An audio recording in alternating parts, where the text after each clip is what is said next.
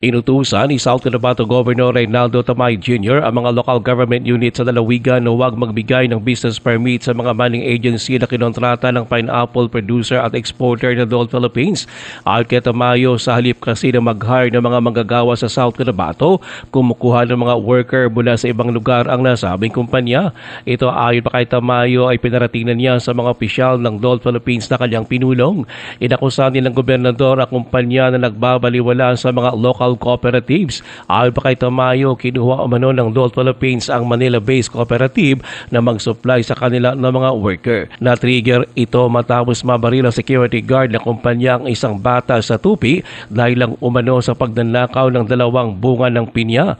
Ang batang biktima ayon pa kay Tamayo ay nagpapagaling pa ngayon sa South Cotabato Provincial Hospital. Sa aming mismong public road, yung batang naglalakad doon na may dala ng pinya, binaril kaagad ng security ninyo. Hindi man lang tinanong, hindi man lang kinausap, o hindi man lang dinala sa presinto. Paano kami makaka-feel na secured kami sa lugar namin sa ginawa ng security ninyo? Hiniling din ni Tamayo sa kumpanya na prioridad ang local hiring lalo na sa plantasyon at security work, mas mahigpit na pakipaugnayan sa host community at LGU at ilipat ang main office sa South Cotabato mula Makati kung saan sila nagbabayad ng tax. Sinabi pa nito na welcome sa mga taga South Cotabato ang mga investor na inaasahan din ang pagiging patas ng mga ito. Sinisikap pa ng Radyo Bida na makuha ang panig ng Dole Phil sa pahayag ni Governor Tamayo.